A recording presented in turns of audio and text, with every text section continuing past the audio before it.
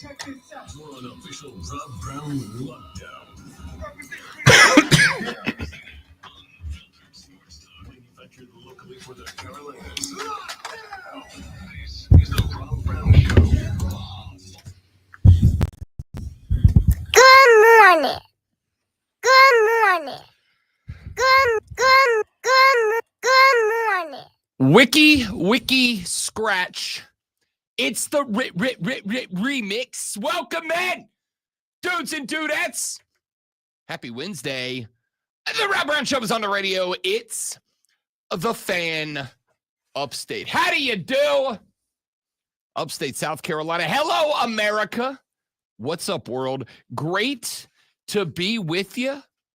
I hope that you are well. I hope that you're living your best life. I hope, like me, you stayed up last night watching some college basketball because Duke, Kentucky last night, live from the ATL, was an instant classic. Those two teams are good. That Cooper Flagg kid is the real bleeping deal, man. They were fun. Good night of basketball last night across both the collegiate and NBA atmospheres. We took a night off from football. No baseball on television anymore as that season has come to its conclusion. Ladies and gentlemen, it is basketball season. It's also hockey season. Mark Benetti, voice of the Greenville Swamp Rabbits, going to be joining us at 8:30. And while there was no football on last night, it is. You are correct. Still football season coming up this morning on the show at 7:40. Denton Day, the host of College Football Overtime on Sirius XM Radio, is set to join us. We got a busy show locked and loaded for you today, and we are looking forward to the fun shenanigans and tomfoolery that we shall share collectively as the Armada this AM. I am Rob Brown on the other side of the metaphorical glass, the gentleman in charge of this and every program that you like, that you enjoy, that you love. He is the alpha and the omega of the Fan Upstate. Colonel Grudge, the content cash cow, the professor of perfection, the wizard of wave, the great one. Lonzo's in the house. What up, Zo? I also like to call myself the Titan of tomfoolery. I don't dislike it. I don't dislike it. I know you're not supposed to give yourself a nickname. You are not. Yes, but so you will have to. But I do not follow by rules that are invisible. I mean, I haven't seen it written down anywhere. I don't know who's in charge of it. Yeah, well, there's there's a lot of people, and this is a very different set of rules, but there's a lot of people in jail that have tried to use the argument that I don't follow society's rules. It's not whether or not you follow it. It's whether or not those rules are enforced by the people. Those are laws. This is not a law. What are rules? I mean, what are laws? Laws are... They are the rules of society, the rules under which we all must play. Okay. They are the day-to-day rules of the world you live in. There are things that you do every day in the office that go against the bylaws, the rules of Odyssey. I don't disagree. I mean, I totally disagree. If anyone out there in a suit and tie happens to be listening, that is not true. That is a lie. It is false, fake news. It's fake news. It's not true. Okay? But if there was, theoretically and hypothetically, it only matters if those who are in charge of enforcing the rules do so. If the rules go unenforced, are they really even rules? Is all I'm saying. Wow. I got told this morning as I came to work, I have a bearded Stephen Colbert look going today. It's not wrong. No, it's wrong. No, I don't think it is. Yeah, for sure. I mean, the Swamp Rabbits jersey is killing it. Isn't it? Yeah. It's a good vibe. You know why I had this on today? This one I didn't just wear because I'm sexy in a hockey jersey. It's cooler outside and you didn't want to wear a jacket. That is also part of it. I do like hoodie weather. Big hoodie weather guy over here. And it's not cool in here though, so. No, it's not. Rock this today, Zoe, because I immediately after the show comes to its conclusion, Robbie B's got to get in the car, headed on down to downtown Greenville, South Carolina, because the Swamp Rabbits on a Wednesday have a 10:30 a.m. puck drop today. Wow. Is it like playoffs or something? It is not. We are, as a matter of fact, this will only be home game number 4 for the Bits. One of the things that I didn't very know much if they had like an in-season tournament, like the dumb thing. they do not, and I want you to know. Shut up! Last night was awesome with the kickoff of the in-season tournament. Are you wearing the shoes? Damn right I am. So ugly. What do you mean ugly? So the orange. It's the orange. Those of you on the stream getting a whole show right now. These first off, tell me these don't absolutely slap with the jersey. Word. Tell me these don't slap. Okay, Marky Mark. Fresh. Yeah. Gangster. Fresh is the exact word. Fresh AF, boy. I got some custom Vans, orange and blue, that match the Swamp Rabbit jersey. Now it's gonna look good. So you're out on the ice at like 10:45 or something? Yep, Okay. 10:30. We're going puck drop at 10:30. I will say this, and if you're like me and you would rather attend a live sports event than work, I got one for you. 10:30 puck drop today. Except for technically it is work for you. I mean, technically it is work for me. Not even technically. By definition, it is work for me. So there's that. I just figured out early in my life that if you get people to pay you to go to sporting events, then you can go to sporting events and get paid. It's the way to go. It's pretty awesome. Just like people down the hall get paid to go to concerts. I mean, find out what you love and get paid to do it. Yeah, that's pretty much it. So 10:30 puck drop. That's why we got Mark Benetti of the Greenville Swamp Rabbits coming by at 8:35 this morning to talk a little hockey with us here on the show. And if you don't have lunch plans, come on down to the well. Let's watch some daytime hockey. Actually, I'll tell you this, and I love the reason that they are doing it, Zoe, and I think you'll appreciate it too. Theme nights are big for local sports teams. You had the Swamp Rabbits had Star Wars night last night. Triumph have theme nights all year long. Greenville Drive have throwback night and Negro League celebration night and all these different theme nights, and they're great. Today's the Swamp Rabbits it's field trip day. Basically, they invited kids from a bunch of local elementary and middle schools from around the upstate to pop on a bus and come on down to the hockey game to come enjoy some skates and pucks. What a great idea. Isn't that cool? Especially if you're a kid, you're like, yeah, I love hockey. Let's go. Yeah, do now. No, I think it's great. I think it's fantastic. Here's my question. If you're the team, and there is expected to be something like 4,000 elementary and middle school age kids in the building today, okay? If you're running that organization, do you tell the players, hey, do us a favor? Don't beat the hell out of each other today. Like, play hockey, but like let's not have any blood on the ice today. Like, let's not break anybody's honker today. Let's not break anybody's beaks out on the ice today. That's like telling a bird not to fly, telling a fish not to swim. You can't do that. Okay. I mean, if you're going to introduce hockey to some kids who have never seen it before, they need to get the full on show. I mean, I agree. Yeah, I agree. I mean, that's I'm guessing the kids are old enough that are coming.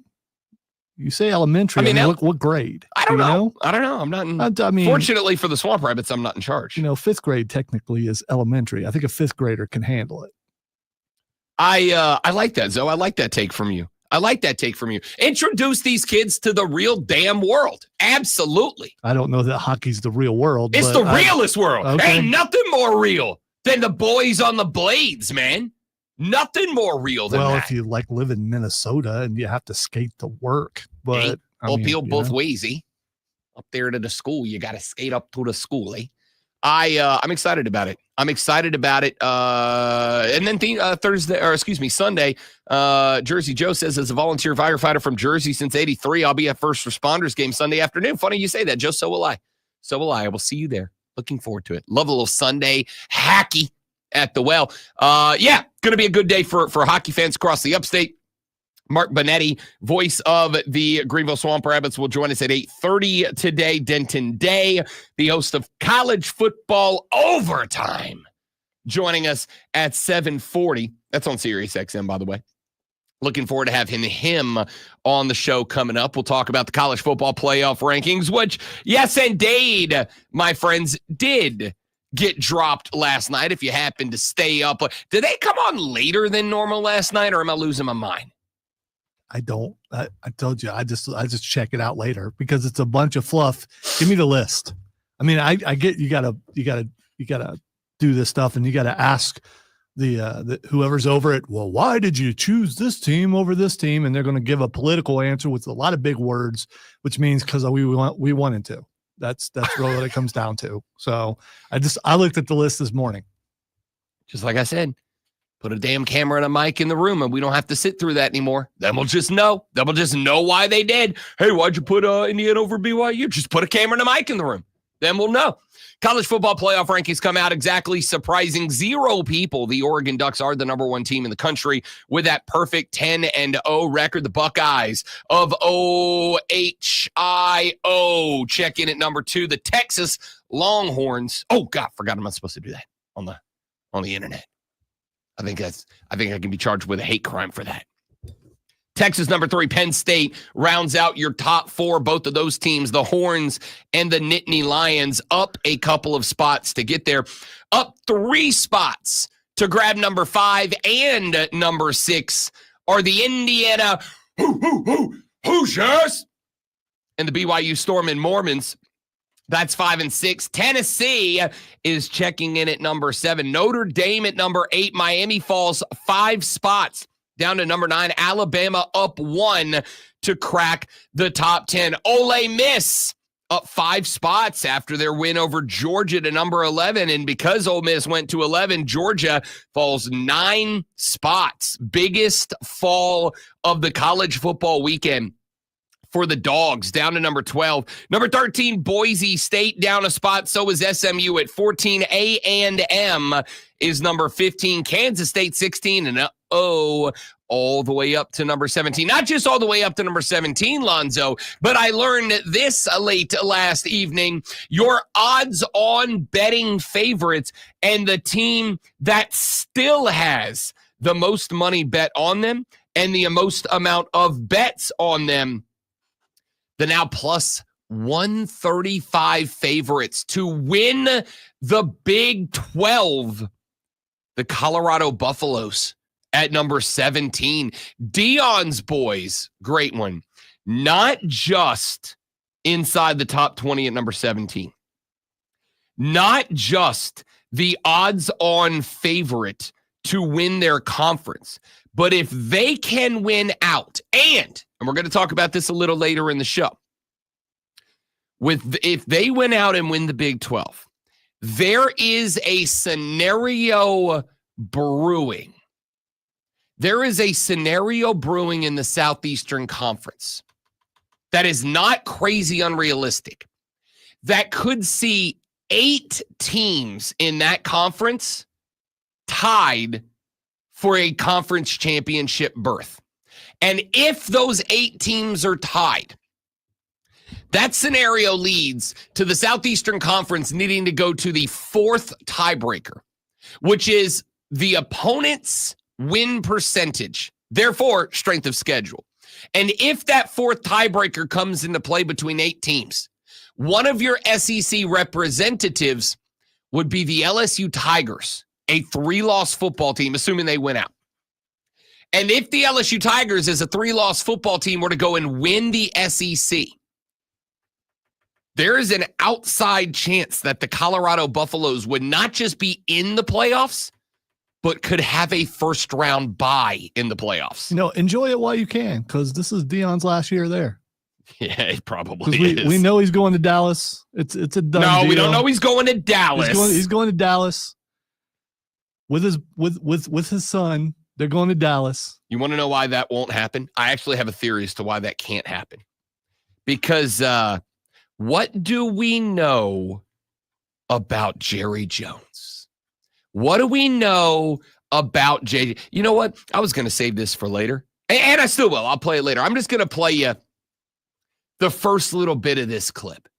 This conversation, we told you yesterday about the clip of Jerry Jones being asked about the Sun. Shut up about the Sun! And that's a quote from The Office. It's a great show. Great show. Anyway, Dan Patrick and the Danettes, listen to that clip. I'm only going to play you about the first half of this clip, and then I'll play you the second half later. We do know where the damn Sun's going to be in our own stadium. Why not put the curtains up? See Well, these let's eyes. just tear the damn stadium down, build another one. The world knows where the sun is. We get to know that almost a year in advance. What about the sun? Where's the moon? It's a real clip. What about the moon? It is a fascinating study on man's unwillingness to admit they were wrong. Yes. Yep, that's it. Said it the whole time. The reason that the Al Davis zone exists, of course, if you've never heard my definition of the Al Davis zone, it is when your owner becomes so inept and so full of himself that the team cannot succeed until that person dies. I'm looking at you, Las Vegas Raiders. One receiver loses the ball on the sun, this becomes a story for weeks. This is not one receiver. This has been happening for the Dallas Cowboys for years. It's just that this CD, I'll tell you what happened in this game, and this is why I'm very impressed. This is why I love it so much. I actually talk about it in this clip. I think I brought it up yesterday. If I didn't, I brought it up on a different pod because I did like 4 last night. It is not the first time it's happened, but something happened in this game that has never happened before. What happened in this game is that after CeeDee Lamb missed that, whiffed on that ball, you can see it. There's a wonderful camera angle that shows CeeDee, and he puts his hands out like the ball's coming here. The ball's way over there. He just lost it. That ball like he did phone from his girlfriend at the time. And then they have a camera on CeeDee Lamb when he's looking back at Cooper Rush or offensive line or somebody, and he goes, I can't see it. I can't see it. Well, the cameraman that was in the end zone did something brilliant. He walked over with his Sony Handycam, I assume he was using. He went over and he stood in the exact spot where CeeDee Lamb was, and he pointed it at CeeDee Lamb's point of view, and you very clearly can't see a damn thing. The second part of this conversation. Did it have a filter to stop the sunlight from, going off the camera to make it look more extreme? No, as somebody who's been in television, I'm telling you what the guy did was he utilized the regular in the stadium lighting settings on this camera, and he just turned it over to where CeeDee was. You can't see. And this is not something that's never happened before. I appreciate, but do not understand your defense of Jerry Jones. This has been a problem for years now. It's a big deal is being made right now because there's blood in the water, so to speak, about Jerry Jones, and the team is bad, so everyone's going after him, but the team has not been great for a long time, and this is just the latest thing to latch onto and to overexploit to the degree. You know what? You know where the sun is, whatever receiver. Right. You know where the sun is. That's literally the point. You know where the sun is, and you could prevent this from happening. All you got to do is adopt the Rob Brown method of just wearing sunglasses all the time, which he's not doing right now, but because I mentioned it, he'll end up putting them on. Tell you what I'm going to do. Tomorrow on the show. That's what you got to adopt. Just wear sunglasses all the time. Tomorrow on the show, I'm going to bring in a mag light, and I'm going to shine it right into Lonzo's face for the show, and I don't want a single mistake. Dude. Into the face. I can run the show with my eyes Okay, closed. We can find out. It's not, and I have heavy lids, so unless you're going to get at a certain angle, you're not going to flash it in my eyes. And also keep in mind, if you decide to cause this war to happen, I will have to retaliate. It's not a war. Definitely a war. Once again, you are going with the, oh, come on, professional athlete. It's easy. Didn't say that. Didn't say it. Never said that once. I said they know where the sun is, and the media is making a big deal out of something. Time out. Out of all the stories, dude. You and Jerry Jones have both said this. You know where the sun is. What's that matter? What's that change? I don't understand. You know what? Dallas stinks. Why are I don't disagree. You always say, why is everybody talking about Dallas? What are you doing? You're talking about Dallas. You're talking about the sun, dude. Yes, I am. Who cares about Dallas? The team stinks. They're not going to be good anytime soon. Let's talk about other teams that might be better than Dallas, like most of them. So the reason we're talking about Dallas is because you brought up a minute ago that Deion's going to be the coach of the Cowboys, which set me down this path. The point that I was making here, and let me run through it in 10 seconds, was this. Deion Sanders is going to do things Deion's way. Jerry Jones isn't going to let anybody else do anything but Jerry's way. What happens when the obstinate force meets the obstinate object? They're not getting along. I don't know. We almost saw it with your laptop. No chance Deion Sanders is going to Dallas because those two can't coexist. The stadium will implode. Back after this on the Rob Brown Show in the Fan Upstate. Okay, I have to go see if I can find a AAA battery because my headphones just died and I can't hear without them. Sounds like something preventative to me. I'm just saying,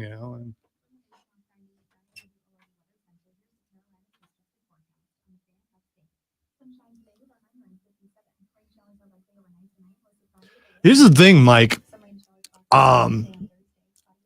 It bothers me when non-stories become a big story everywhere and everyone jumps on it when it's just about the Sun and everyone complains, including me, about how you turn on every show and they're talking about Dallas, a team that's not going to do anything. Who cares if the sun's shining or not shining in Dallas? They're not going to do anything.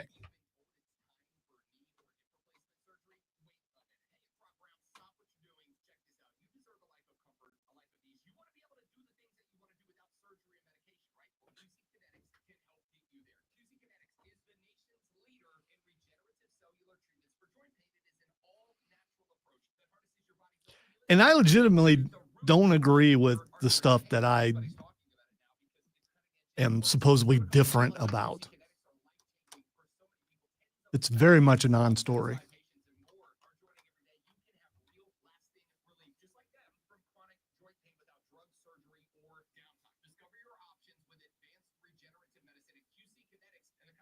You know, the sun also shines in Jacksonville, and they're a really bad team, but we're not talking about them.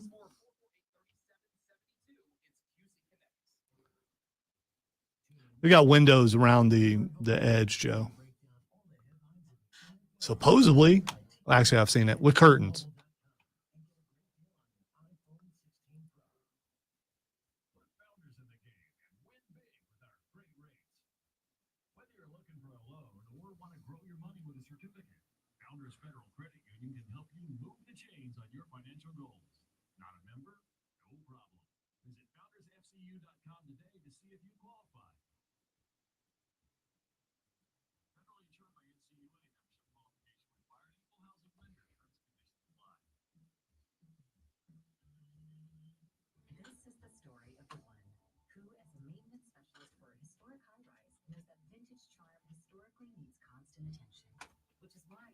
Well,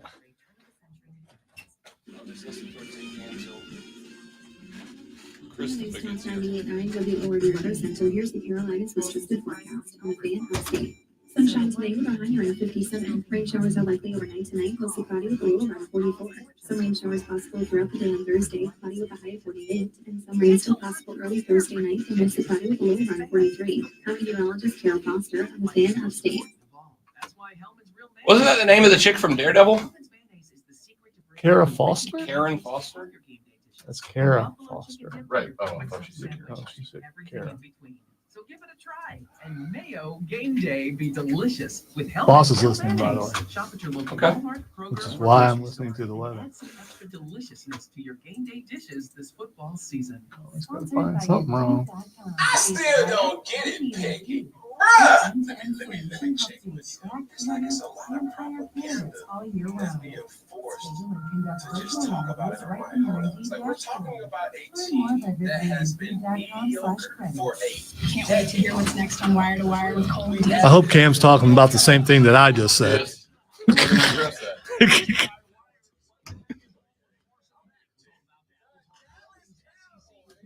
Who cares?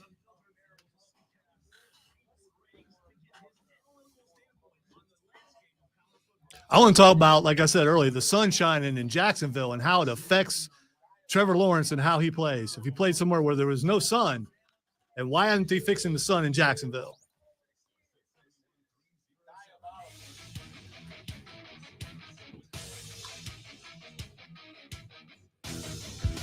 So I want to address a couple of things that the great one brought up in the last segment of the radio program. Number one is this conversation about the sun. Why is everybody talking about the sun?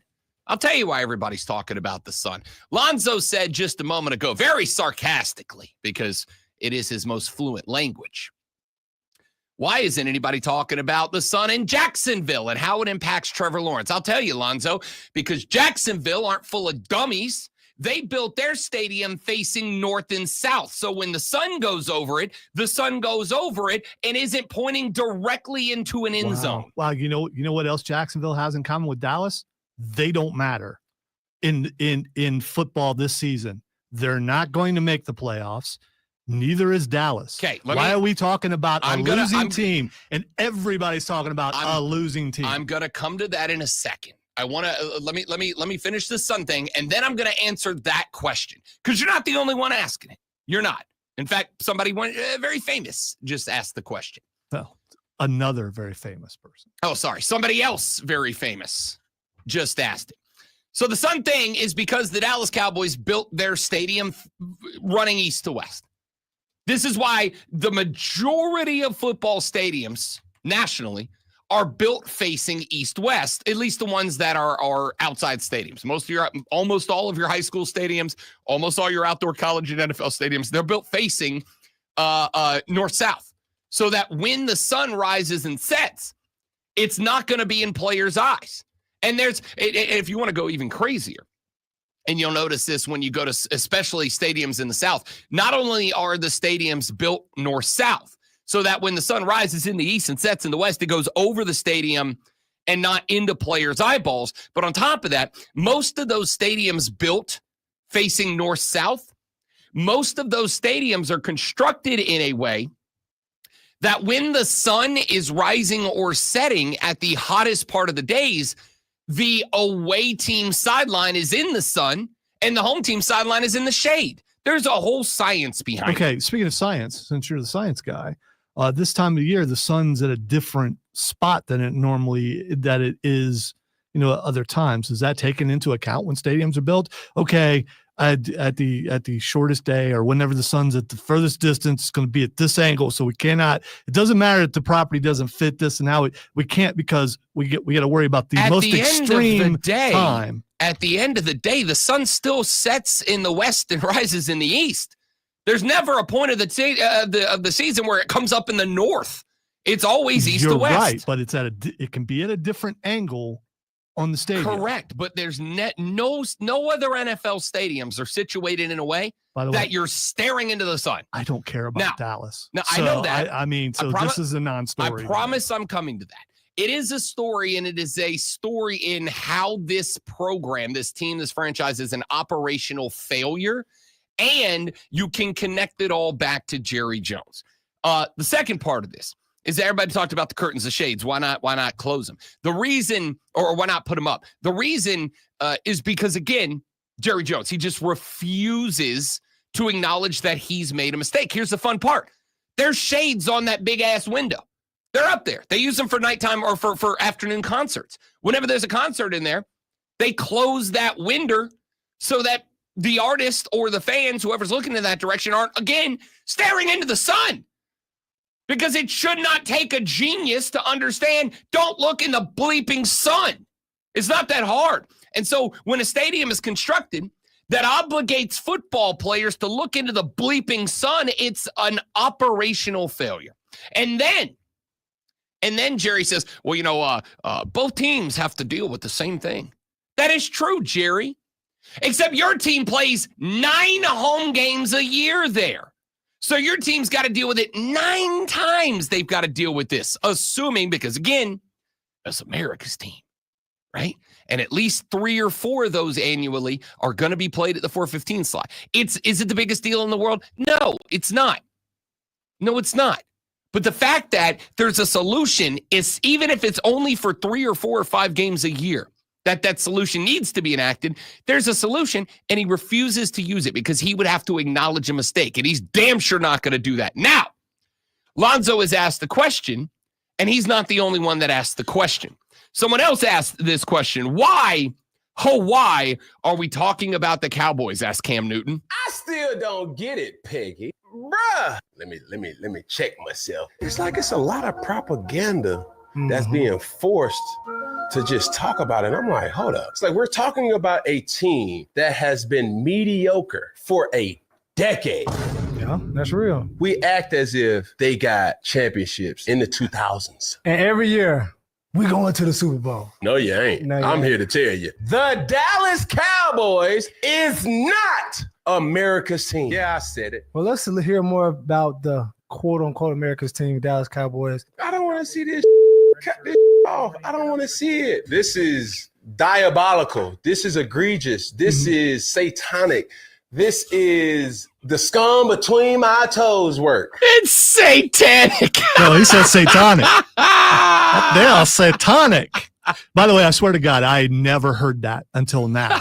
So I'm glad to know that Cam and I are aligned on this. And so are some So other is a people large too. part of America. I'm Yeah. not disagreeing, but I Yeah. can answer the question. I don't want people to complain about, all I see is people talking about Dallas when you're talking about talking about the Sun and Dallas. When you could just go past Dallas, who's irrelevant, who cares? Okay, so two things. Number one, the conversation is about the Sun, but the conversation isn't about the Sun. The conversation is the most recent cog in a very large machine of operational failure. It's a small cog. It is the same reason.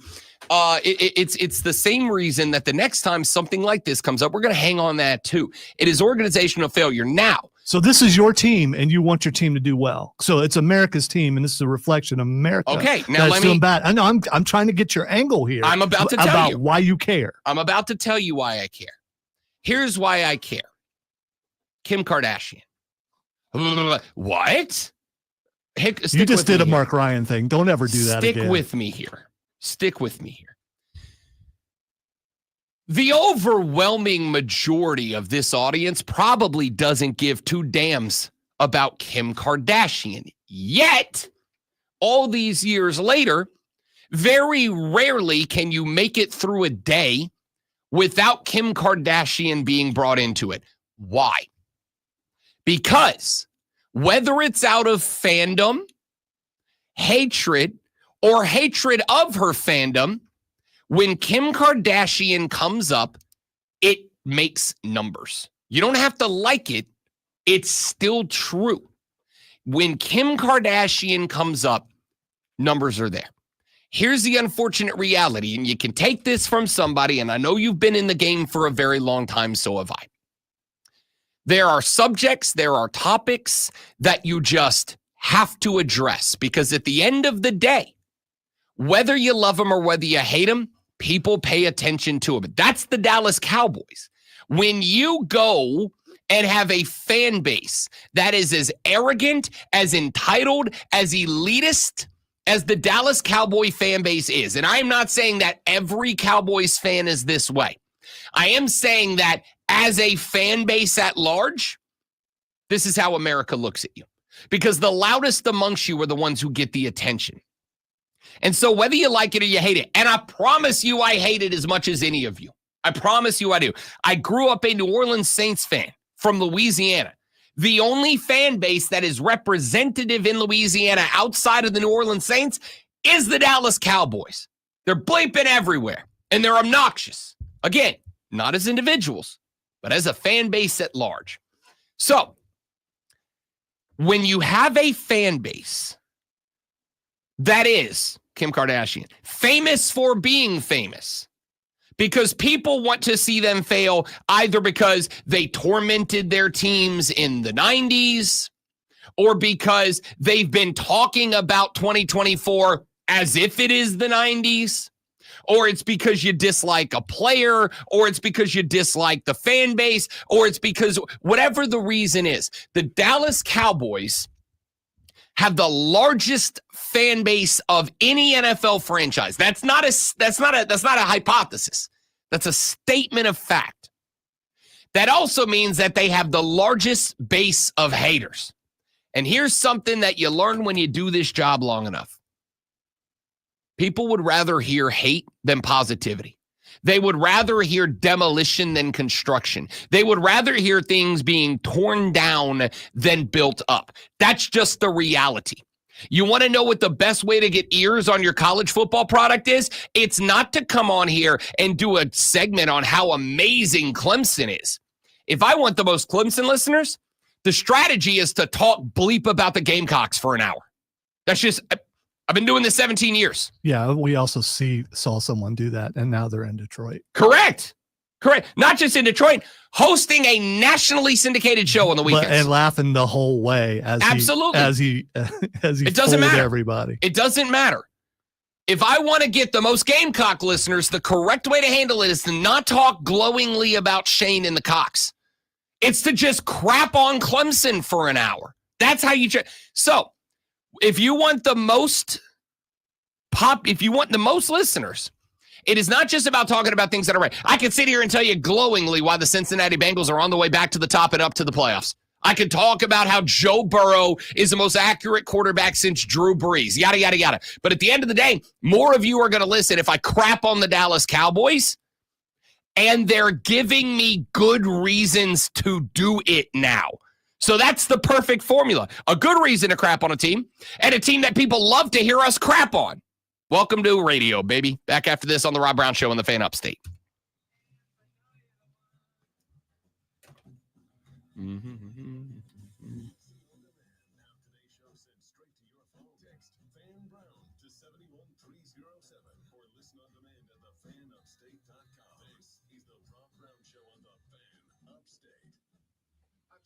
Here's the Sports Flash presented by Progressive. It's a bye week for the Carolina Panthers. They're on a 2-game winning streak. Roster move on Tuesday. Adam Thielen has been activated from the injured reserve. College football is Saturday. Furman visits East Tennessee. It's a noon kickoff. Number 17 Clemson Tigers are on the road visiting Pitt. Number 23 South Carolina at home against number 24 Missouri. Men's college basketball on Tuesday. The Clemson Tigers are 3-0 after a 75-62 win at home over Eastern Kentucky. Chase Hunter and Victor Glocken each scored 19 points.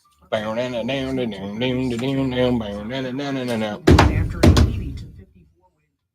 over Towson, Gamecocks led at 43.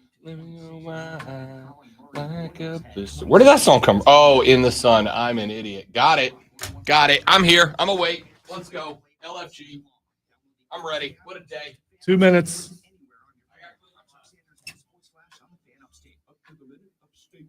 The Cordell traffic cam shows an all clear through the upstate so far this early Wednesday morning. All roads are running problem-free and at posted speeds. Traffic is very light right now in both Greenville and Spartanburg downtown. Only one area of road work expected today, and of course that's I-85 at Pelham Road. From the News Talk 98.9 WORD Traffic Center, I'm Bill Brooks. So Rob's battery ran down in his headphones, so apparently he can't hear the music. Don't think I'm not going to have fun with that.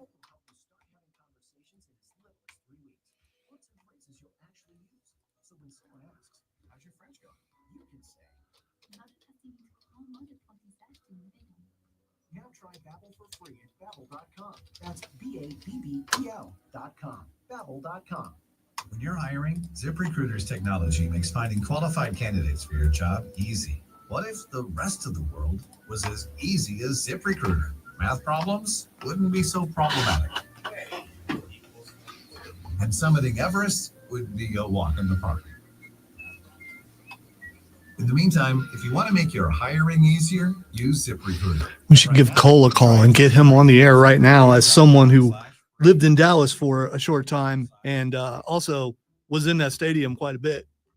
Firsthand knowledge.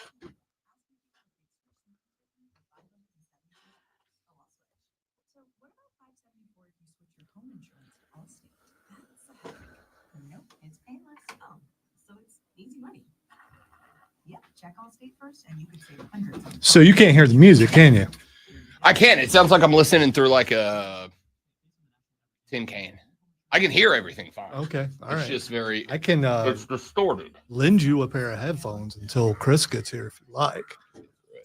Or you can go get the master key and open up his door and I can tell you where the batteries are. Oh, I know exactly where the batteries are. I guess I could do that. I just don't know if I'll get in trouble for it. Yeah, because we didn't tell like the whole world. So no one knows.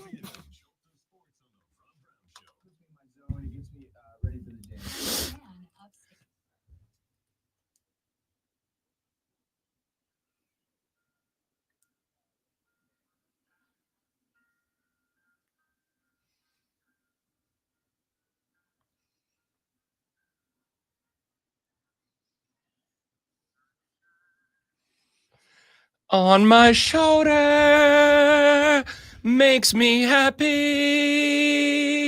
Unless you're CD Lamb. Sunshine in my eyeballs makes me droppy. Oh, it makes me whine. It fits better. Yeah, yeah. I guess I really didn't need to change that lyric at all. That literally was it. What a banger. Yeah. What a banger. And if don't I even look care. into it, I can't see because, I knew it was there, but, oops, dropped the ball. All He didn't Jerry's drop fault. it. Didn't drop it. It never touched him. It was 2 feet behind him. He Mhm. was wide ass open. Mhm. You think the most prolific touchdown passer or receiver in the NFL just Is he though? forgot how to? Yes. How can he be when He's better than any receiver on your team or mine. How can he be when Tyreek Hill works with the most accurate quarterback in the history of mankind? I mean, So, that's a fair question. I don't know. That is a fair question. Let me clean up what we were talking about in that last segment, and then we'll stop. You need a napkin or something? The reality here is, I promise you. I don't promise you. I'm not a Washington fan. I close to promise you that I dislike the Dallas Cowboys as much as I'll say the overwhelming majority of you. I spent, I don't know, probably 10 years of my career broadcasting with a Dallas Cowboys fan who is is the perfect illustration of, as individuals, I got a lot of Dallas Cowboys fans that I really like. Our boss is one. Cole Bryson is one. I was going to say, not only is Cole a fan, Cole worked for Dallas Yep. for a while and was in that building quite a bit. Yep. Cole Bryson is a dude I very much like as a friend and a coworker. Yeah, he's all right. I like him. Lonzo can't stand the sight of him. Yeah. But I like him. No, it's if there's ever been a noogiable head, He does have a noogie-able Yeah, I mean, head. you just want to grab You're that not thing wrong. and just, yeah. Our boss, Cowboys fan, like him a lot. That's why I still work here. As a fan base at large, they're obnoxious, pretentious, elitist, entitled, arrogant, and all of it unjustifiably so. You ain't won a damn thing since I was a child. I am now not just a man, I'm a whole grown-ass man at this point. You ain't won nothing since I was a kid. You're almost 40. You're going to use that term so many times starting in February. I've done been using it. Now it's going to be like, now I'm a grown-ass old man. All right? The thing is, whether it's for a good reason or not, people pay attention to this team. People pay attention to this team. People talk about this team. And talking about something bad is just as valuable as talking about a good. That's why there is the old phrase, talk good about me or talk bad about me. Just talk about me. That's how this works. Publicity, branding is money. It is money. And so whether you like it or not, annually, the most watched football games in America are Dallas Cowboys games. So a lot of people pay attention to this team because they're enjoying watching the fall from grace. But the reality is, whether you're watching it to see the Cowboys fall from grace, or whether you are watching it because you want to see them do well, or maybe you're one of those 7 people that subscribe. We say this every year in college football, right? College football is better when Notre Dame is good. College football's better when Tennessee, well, not Tennessee, but you get the point. There's a handful of national brands that we say college football is better when blank is good. What's so different in the NFL? There's a lot of people believe that that the NFL is better when the Dallas Cowboys are good, are part of the conversation. And so what you have here is a rare moment where Cowboys fans and Cowboys haters are on the same page in that. Is this the biggest problem for the Dallas Cowboys? God, no. It's probably not in the top 10. But it is, if you'll pardon the expression, the most bright, shining problem right now. It's the most visible problem right now. When we talk about stuff that is easy to see, that is easy to notice, what do we say? It's out in the sunshine. This is literally out in the sunshine. So the reason that this story has taken on the life that it's taken on, I promise you, the producers that put on these ESPN shows aren't dumb. We can sit here and gripe and moan and complain about them. but they're not dumb. It wouldn't be a daily topic of conversation if it wasn't getting a response. This is why I tell you guys all the time, up to the point that I have had active in the office fights with coworkers of mine. If someone on social media or on the television or on the radio or on the internet or whatever else says something that is very clearly and obviously designed to get a reaction out of you, dunking on that individual accomplishes not nothing. It actually accomplishes the exact opposite of nothing. It actually benefits them. So when that one guy, you know who I'm talking about, that one guy puts up a video on the internet where he says something really stupid, or when the old grandpa hot take artist, you all know who we're talking about. No, it's not Lonzo. When he puts up a video on the internet acting like a damn fool, and you go on there and you quote tweet it with, look at this idiot acting like a child. How many times have I told you before? Who you're talking about? Skip Bayless. Oh, okay. All right. Because I had no clue. When great grandpa Skip, I don't know if you've seen this one. This is his most recent. I shouldn't talk about it because I'm doing exactly what he wants. My algorithm, he doesn't show up. Good for you. It's unavoidable for me. Skip, after Cowboys losses, he does this thing where he sets up his camera and he walks to the other side of the room, and then he pushes record and he looks despondent. And every week he does it. He takes off his cowboy hat and he throws it, and he takes off his Dak Prescott jersey and he throws it in a trash can. And then once he's done recording, he takes it back out and he hangs it in his closet to do it again the next week. And people go on and they quote tweet it and they don't. Oh, I can't believe a grandfather is acting. I can't believe you're this old and acting this way and blah, blah, blah, blah, blah, blah, blah, blah, blah. Here's the thing. It doesn't matter. It doesn't matter, because when you dunk on Skip or Stephen A. Smith or Colin Cowherd or Clay Travis or any of the other hot take express conductors that ride the internet fame train to the station, when you dunk on these guys, you're giving them attention. At the end of every month, we get a little report. And that report tells us how much internet interactivity we had. And as I've said to you a million times, it does not break it down to positive reactions, neutral reactions, and negative reactions. It just says reactions. So when the folks that put these shows together that Cam Newton is talking about, when he says, whole lot of propaganda out there, I ain't trying to see that bleep. That's great, Cam. That's great. Except for a lot of people are. And that those segments turn numbers. I don't like it either, but they do. And see, here's the fun part. Guys like me, I don't get paid to be funny or serious or angry. I don't get paid to be a hot take artist or the most genius football knower that you know. I don't get paid for any of that. You know what I get paid for? To get you guys tuned in and stayed tuned in. That's it.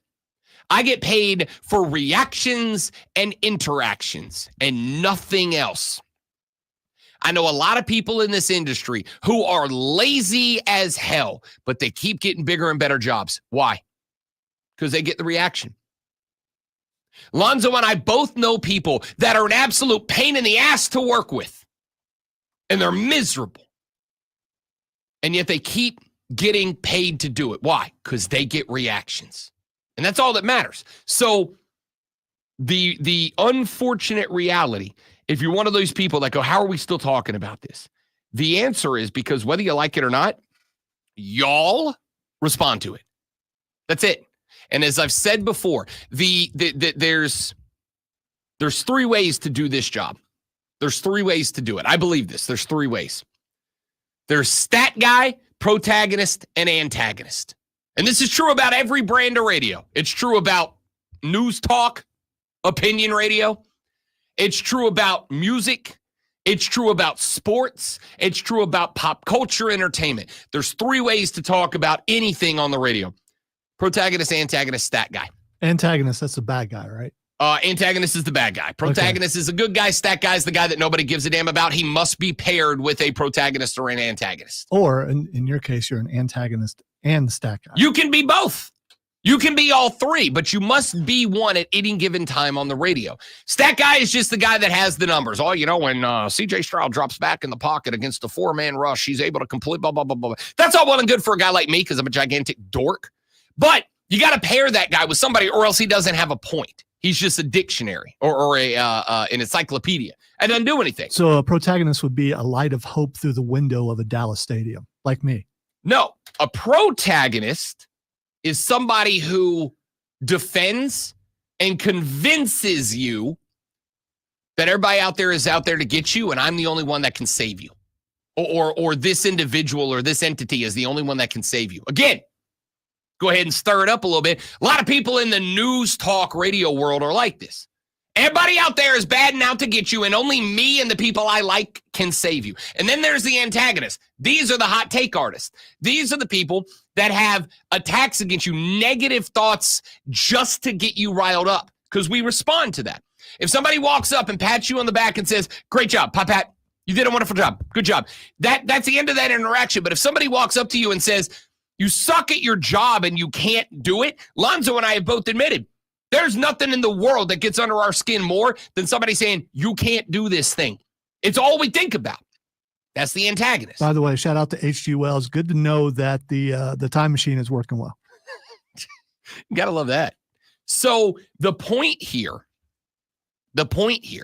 is that when everybody is on the same page and it's about demolition, not construction, it's a layup of a segment. Why are people talking about the sun? Very simple. Because everybody's responding. Dallas fans are mad about it. Dallas fans are upset about it. Dallas fans, I don't know that touchdown would have stopped you from getting your asses whipped by the Eagles. It wouldn't have. But it would have helped. We spent an entire hour talking about Dallas. We spent the first segment talking about Deion Sanders and the Colorado Buffaloes. I don't think it was the entire segment. It was enough of it. Okay. The reason why is whether you it's classic heel behavior. What did I write down for the first segment? Just Dallas. It's classic heel behavior. It doesn't matter if you are booing me out of the gym. If you are reacting to me, I have succeeded. The reason why these networks talk about the Cowboys and LeBron James and the New York Yankees, it's the same crap for all of them. Because at the end of the day, everybody reacts. Doesn't matter if you react positively or negatively, you react. And as long as people react, it's a valid topic of discussion from the standpoint of somebody like me who has to put a show together. Why don't you get more hockey on the show, Rob? Because you guys don't react to it. I love hockey.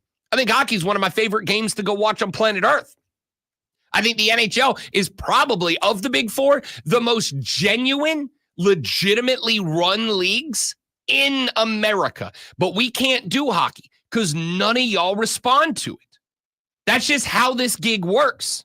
So when you ask why we're still talking about it, it's because you guys respond to it. Nationally, America responds to it, good, bad, or ugly. Nationally, America also responds to Lonzo reading the sports flash. Not my best work. Yeah, it's okay. I am a beacon. The second college football playoff rankings have dropped, and Oregon once again holds number 1 seed, followed by Ohio State, Texas, and Penn State in the top 4. The rest of the top 12 includes Indiana, BYU, Tennessee, Notre Dame, Miami, Alabama, Ole Miss, and Georgia. Boise State, SMU, and Texas A&M are just outside the top 12, with Colorado at 17 and Clemson and South Carolina stacked at 20 and 21. Despite a 35-point night from LaMelo Ball, the Hornets got stung by the Magic last night, 114-89, dropping their season record to 4-7. We are 3 days away from boxing history as a knockout machine Iron Mike Tyson takes on the most punchable face in boxing, Jake Paul. Stay tuned right here for all the hype leading up to the fight, which goes down Friday night. Speaking of Friday night, tune in at 6:30 as the Furman Paladins take on the Tulane Green Wave in basketball.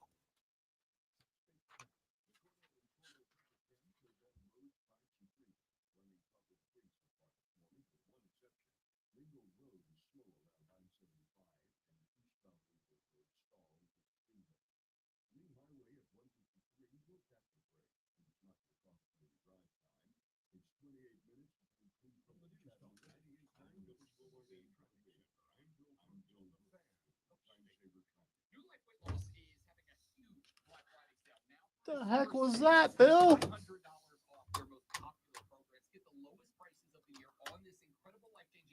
That was weird.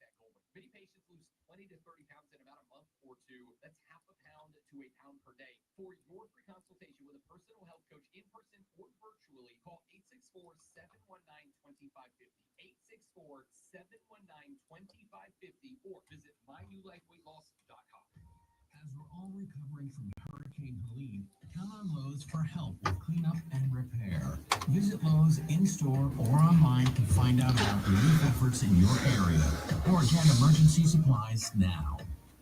The magic of Christmas comes alive at the Upstate Holiday Light Show, open Thanksgiving through December 31st at District Park at the intersection of 123 and 153 in Easley. Start a new Christmas tradition with your family this year. For holiday lights and fun tickets, visit upstatelights.com. This message brought to you by MTC. Sunshine on my shoulder makes me happy. MTC Federal.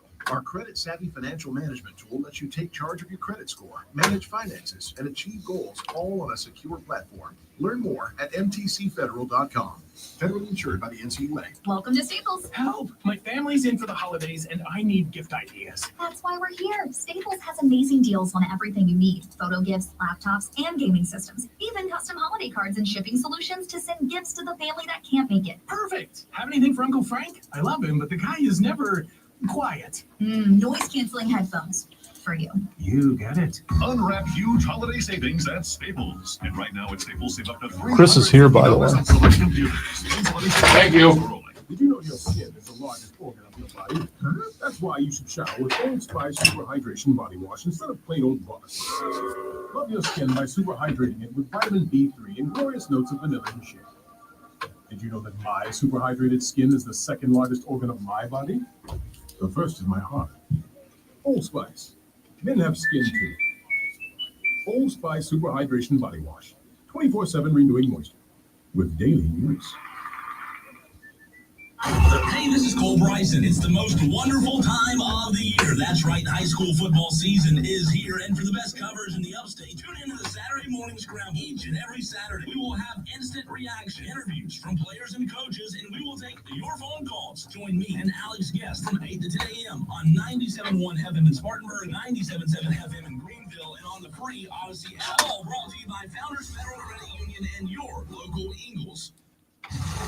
Your morning jolt of sports. It's the Rob Brown Show. Announced yesterday that a brand new 10,000-seat professional soccer and all the other sports facility will be built that will serve as the ultimate of the Greenville Triumph. To discuss that, the president of the Greenville Triumph in Liberty, the CEO of the Greenville Triumph in Liberty, Chris Lewis, Doug Irwin joining us. Any message you want to send out? We're committed to making it the best that Kobe. our fans, our partners, for the community. Bang. We're really the Upstate's pro soccer team. We're the Upstate's pre-professional women's soccer team, and we want this to be the home for everybody in the Upstate. We're going to do everything we can to make it the coolest, most fun, fulfilling experience for whether it's trying Liberty matches or. Oh, if I put it in the right way, it works better. You need help? I mean, you could have. You were right there with an engineer. You could. No, he wasn't in there. I just went rifling through his stuff. Oh wow! Don't tell him. You stole fizzy lifting drinks. You're in trouble. If I could burp on command, that would have been the best spot ever to do it.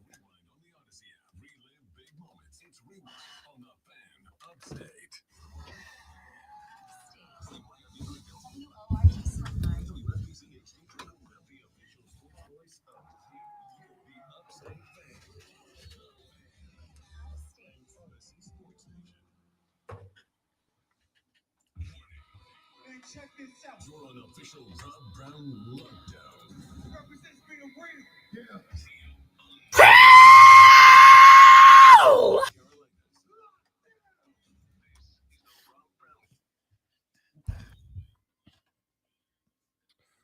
I was hoping you test your headphones. Yeah, no, they work. I forgot to turn them down after I got it fixed. You're welcome. Yeah. And I got John Denver in my head now. And will for the rest of the day. You understand what it's going to be like to be out on the ice later trying to get 6,000 people hyped up about a hockey game and be like, Greenville, Swamp Rabbits, sunshine on my shoulder makes me happy. I was going to play Sundown, but Can't wait. That wouldn't have worked because it's sunshine. Yes. Can't wait. Ladies and His gentlemen. long flowing gold hair, his box guitar. Rocky Mountains aren't very rocky, are they? And John Denver was full of crap. That's Dumb and Dumber. Great movie. Okay. Legendary. All right. Still haven't seen it. Yeah, no, I know. That's why I said it's Dumb and Dumber, because I knew you were in the dark on that one. Hey, it's hour number 2. It's the money hour of the Rob Brown Show here on the Fan Upstate, which means you got less than an hour till you got to get to the office. You got less than an hour until you got to sit down at the computer. You got less than an hour till you got to respond to those passive-aggressive emails that you've got to send out. You got to tell the boss, no, I'm not working at 7:30. I'm done at 5. Okay? You pay me to be here till 5. I'm here till 5. Stop asking me. I'm not doing it. All right? And then once you're done with that, you're going to stand up. You're going to walk down the hallway. You're going to go to the break room. You're going to pour yourself glug, glug, glug, glug, glug, a nice little cup of water. Or you're going to, maybe you're like Zoe and I, who definitely don't break the rules by having cold drinks available to us at any time of the day. You're going to pull, your favorite soda, your favorite Coke product out of the cooler. All right. You're going to twist it open. And then you're going to talk sports with your coworkers. Probably today, I would guess probably Phil from maintenance. Good dude, Phil. Like Phil a lot. Also hates the sun. You know why? Because the drive into work is in the east. I got to drive east. And when I'm driving into east, you know what happens? My freaking windshield is just full of sun. I'm staring it right in the face. And do you know what I can't see when the sun is blinding me in the face? Anything. I can't see anything. And when I can't see anything, I can't succeed at anything. Of course, he wouldn't do all that because that would draw attention and bring the boss down, wanting to know what's going on. And then he wouldn't be able to talk about more sports. Exactly. But you know what we did here at the studio, at the Radio Ranch? Because the sun shines brightly in here and it's hard to do your job when the sun's glaring in your eyes, we put shades up. Not just shades. We have multiple levels of shade. We got a screen on the outside and we got blinds on the inside. No, the thing that really stopped the sun is when we put our pictures up there. That's what stops the sun. Yeah, now everything shines outwards. Ka-chow. Water cooler cheat sheet. Are you ready for the playbook of the peculiar, the almanac of the absurd, and the encyclopedia of the extraordinary? Well, you better be, because we're diving headfirst into the 3 top stories that will have your coworkers saying, "Shut the hell up," even before they take their first bathroom break. No. Here we go. Welcome to the water cooler cheat sheet on the Fan Upstate. Much like a real one, I love it when it slips through. It just feels right. So disappointed in myself. It just right feels good, you know? It just feels right. It's a water cooler cheat sheet, top 3 sports stories that you need to know before you get to the office this AM and start talking sports with your coworkers. When you do, this is what you're going to be talking about. Let's dive right in with item numero uno.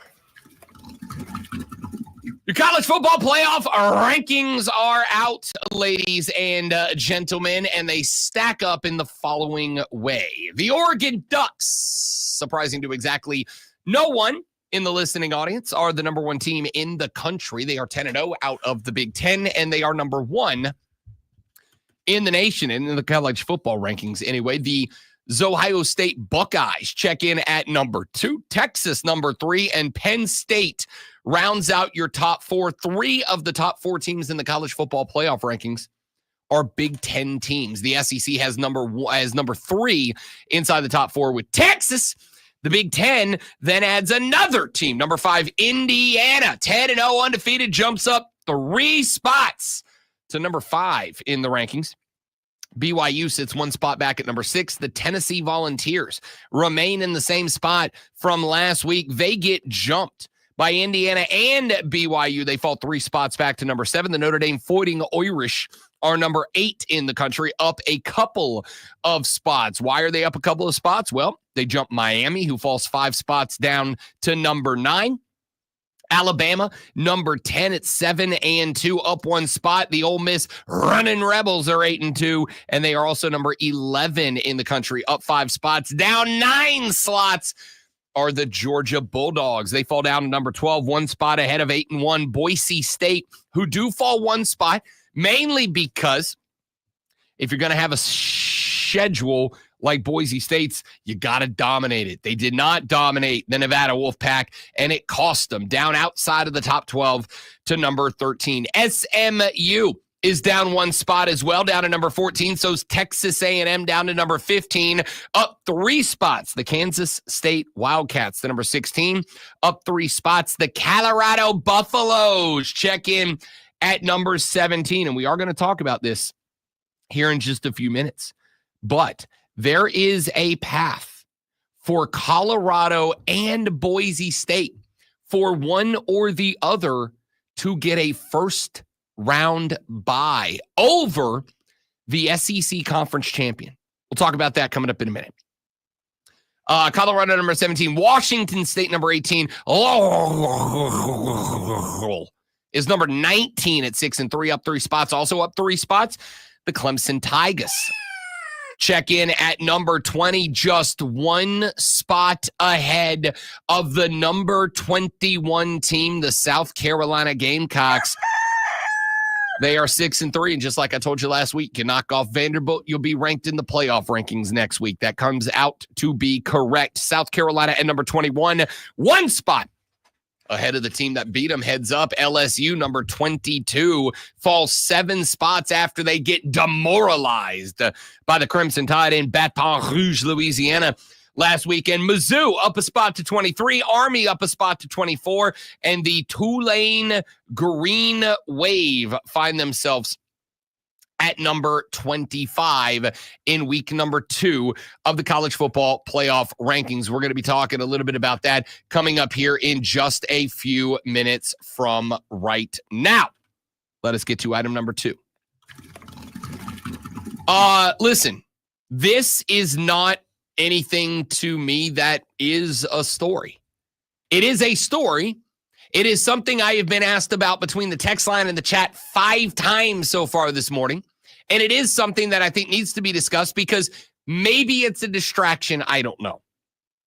According to WYFF Channel 4, the brother of Clemson head football coach Dabo Swinney has been sentenced after pleading guilty to sexual exploitation of a minor. Henry Irville Swinney III was arrested and charged with third-degree sexual exploitation of a minor back in April of 2020.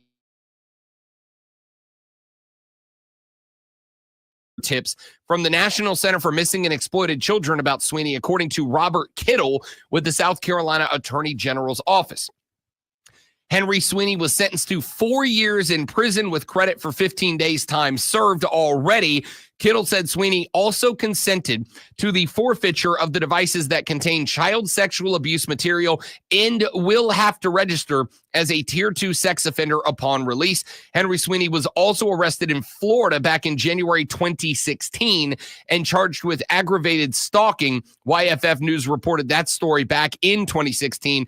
At the time, Dabo Swinney said, quote, "I think the only sad thing is it's a story because he's my brother. You know, if it was Joe Schmo, then you're not asking me that question." Back in 2016, Henry Swinney was sentenced to $400 fine and 35 hours of community service, according to the Associated Press.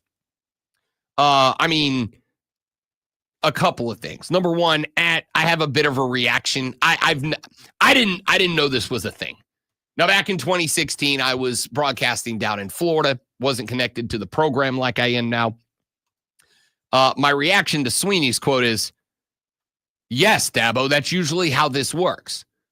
I'm not going to go through the mugshot, find a guy you don't know and are not related to, and come ask you about him the next day. Hey,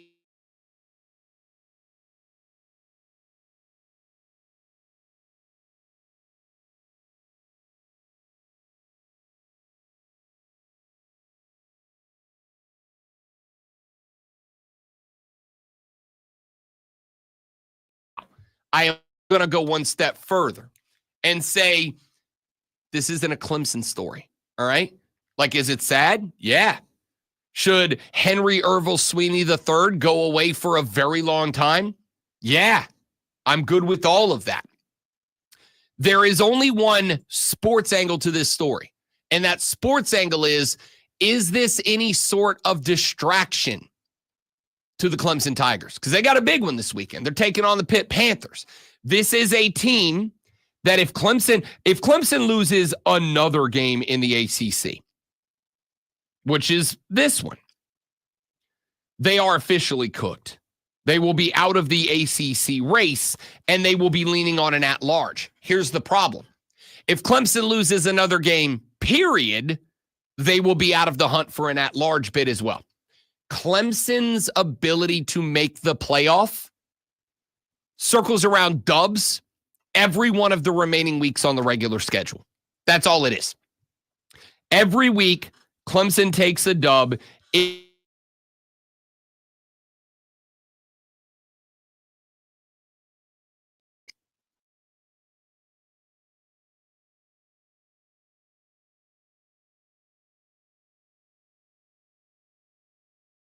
This case, it is fair to ask, would this be a distraction to Dabo Swinney?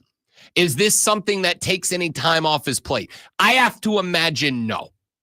This has been something that he's obviously had in his mind since the arrest back in 2022. This is obviously something that has been, if it's on his place at all. And again, I do not know what, if any, relationship there is between Dabo Swinney and Henry Irville Sweeney III. I don't know if they're close. I don't know what. I can tell you I've got family members that I'm not associated with anymore, that I'm directly related to, but I'm not associated because they've done dumb things and continue to do dumb things that I refuse to allow in my bubble. I refuse to allow in my safe space. Okay? So I don't know if there's any connection.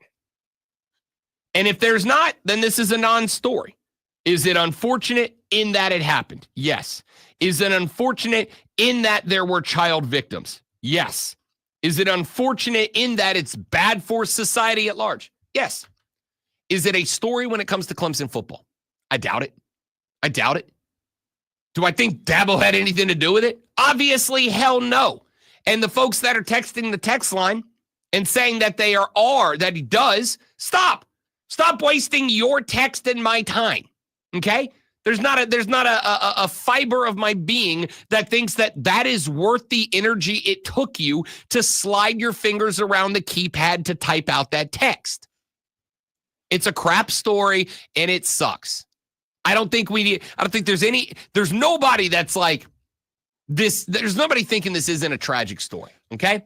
But as it is a sports station, and as we do talk about sports, I think it is fair to ask the question, would this be a distraction for Dabo Swinney at a point in time where if Clemson is looking for a playoff berth, and they are, there is no room for error? I think that's a fair question to ask. And I'm going to tell you this. There is only one person in the world who can answer that question, and that's Dabo Swinney. And I suspect he ain't going to say much about it, probably nothing at all. He'll get asked about it. He'll give another one of these responses. Oh, it's sad you're bringing this up to me. You're only bringing it up because he's related to me. Yeah, that's how it works. And then it goes away. Okay? So it feels like, because of the amount of you that have been blowing up my text line this morning asking about it, it feels like it's justifiable to put in this spot. Do I think it's a story? No, not really. Not really. Item number 3. I was unsure about where to go with item number 3. It's going to be a game result. And the question mark was going to be, what game do I go with? Duke and Kentucky played a spectacular game last night of college basketball over in Atlanta, Georgia. Kentucky gets the better of the Duke Blue Devils. A game that Duke led the overwhelming majority of the game. Kentucky put together a nice little rally at the end, and Cooper Flagg, who had a phenomenal game, made a couple of brain farts, had 2 turnovers in the final minute that allowed Kentucky to finish them off. But I can't go with that one. The New York Knicks knock off the Philadelphia 76ers, the return of Joel Embiid from injury and suspension after shoving that editorialist 3 games ago. The Knicks get the better of Joel Embiid. I got thoughts on Joel Embiid, but I can't do that. Ladies and gentlemen, I'm going to take you to hockey because when records get set, when history gets made, as a sports fan, I'm in. The Winnipeg Jets made NHL history last night, a 6-3 win at the New York Rangers at Madison Square Garden, and they become the first team in the history of the National Hockey League to win 15 of their first 16 games. Mark Scheifele put up a pair of goals last night. He said, you play at MSG, you got to put on a show. It feels amazing. Obviously, it's been a great start for us, but tonight's over. Enjoy the win, and then back to work. The Jets have been the hottest team in the league, and it's not particularly close. They became the 4th team since 1967 to lead the NHL in goals for and against per game through their first 15 games. They have scored 5 or more goals in half of their games, and their 73 goals this season are the 3rd most by a team in its first 16 games over the past 30 years. The Jets moved to 7-0 on the road. They have scored 36 goals away from Winnipeg, the most in NHL history for the 9 teams that have won their first 7 road games. Again, if you're thinking about getting into hockey, if you're thinking that this sport might hold some intrigue for you and you want to see what good offensive hockey looks like, the Winnipeg Jets are it right now. Good defense, too. Real good defense. Best defense in the league. But they are scoring goals in bunches. If you want to see if hockey is the sport for you, the Winnipeg Jets are the team to watch. Carolina Hurricanes ain't bad either. They're on a heater. They've dropped 1 out of the last 10 games. That team's really good. But Winnipeg right now is just on a different level. All right. Hey, speaking of hockey, coming up at 8:35 this morning, Mark Benetti, the voice of the Greenville Swamp Rabbits, is going to join us. The Bits have a 10:30 a.m. game today at the Bon Secours Wellness Arena. We'll talk to him about that and where the Rabbits are in the season. Denton Day, who hosts Sirius XM's College Football Overtime, is coming up today at 7:40. We'll talk to Denton Day here in just a couple of segments. When we come back, Heather Dinich, who I adore, said something on yesterday on ESPN that got me hot under the collar, and not in a good way. I'll tell you what it is when we come back on the Rob Brown Show in the Fan Upstate. For this segment, poof. QC. All right, guys, quick live, and we're coming back. Stay right there for me, please, and thank you.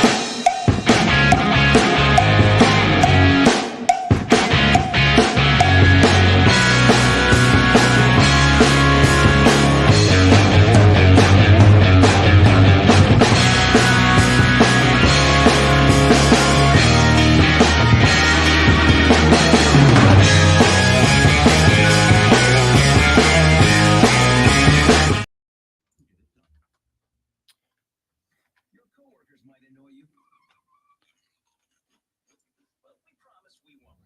Download the free Odyssey app and you can listen to us at work while you tackle your inbox or get ready for another meeting that probably could have been an email. Tune in late, you can rewind your favorite live shows to catch what you missed. And with chapters, easily jump to the topics that you care about most, like the latest updates from your team. Your sports talk, your way. The Odyssey app. Download it today. Sponsored by Staples Stores. Staples has amazing deals on everything you need for the holidays, from custom holiday cards and photo gifts to laptops and gaming systems, even shipping solutions. And now save up to $350 on select computers. In-store only. Offer ends 11/16. Unwrap huge holiday savings at Staples. Hey, Burns Rebels fans, the Burns Rebels, who finished the season 4-5, will play the Lexington Wildcats in the first round of the South Carolina High School playoffs. This will be the 5th all-time meeting between Burns and Lexington as the series is tied 2-2. And most importantly, Burns football this Friday night will air on 98.9 WORD. Tune in beginning at 7 p.m. for Burns football versus Lexington, brought to you by Founders Federal Credit Union. Listen on the Odyssey app.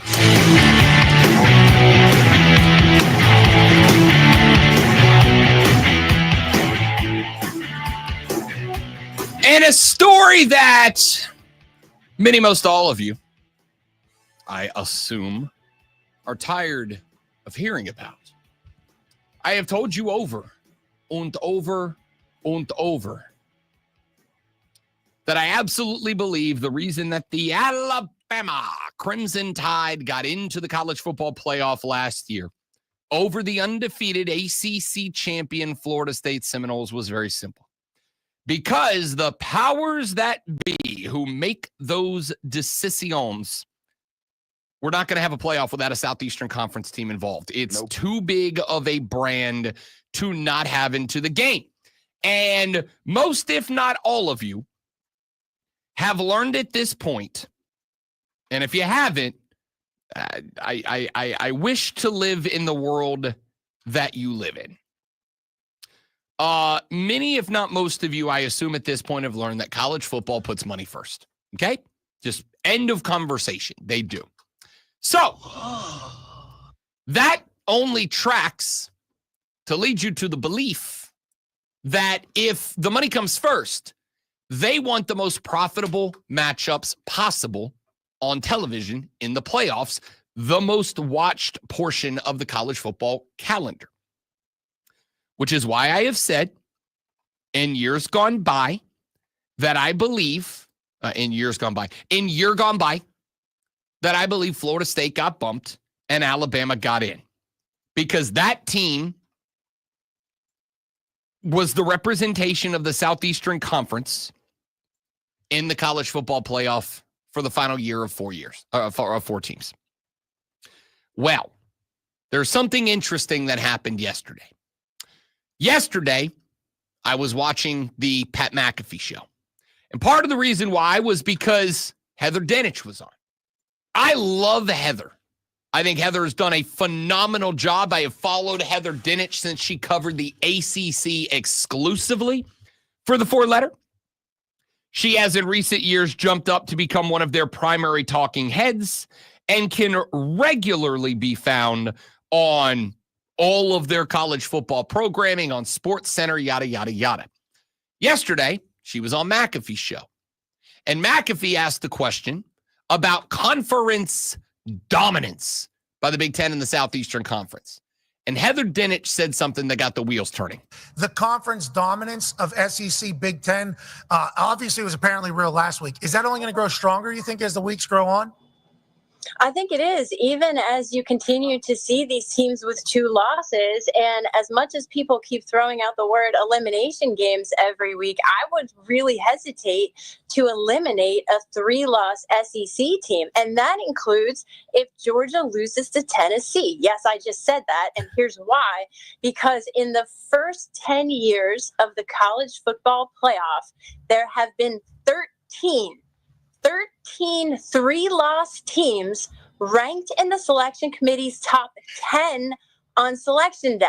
So this has happened before. And if history repeats itself, then you could potentially see a 3-loss SEC team in, but they're not all created equal. Let me make that clear. Amen. All 3-loss SEC teams are not created equal. If Ole Miss loses a third game, they're done. LSU, they're going to be way down at the bottom of the barrel right now. Georgia, though, has one of the toughest schedules in the country.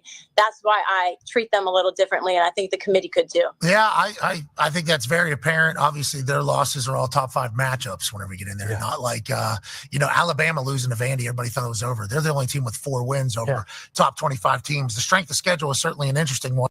So, Heather Dinich says, I would not be shocked if a 3-loss Southeastern Conference team gets in and checks in somewhere, again, around where Georgia is right now, ranked number 12 in the final college football playoff rankings. Ooh, I know one of those teams. That could get in ranked with 3 losses? Well, that has 3 losses. That's in the SEC. I'm glad you brought it up. Because I'll have you notice something else that Heather did at the end of that. Did you notice what she did when she said, but wait, not all 3-loss SEC teams are created equal? Why, Heather? Why not? Because, see, if you're going to tell me that if Georgia loses to Tennessee, which, if Nico Amialava does play, could be a possibility. Could be. By the way, the Bear from Fox yesterday said that he's got inside info that says Nico will not play this weekend against Georgia. If he doesn't play, Georgia's not losing. But if Nico plays, Georgia could lose that game. So here's my question to Heather Dinich, who, again, I like a lot. I'm a big fan, sincerely.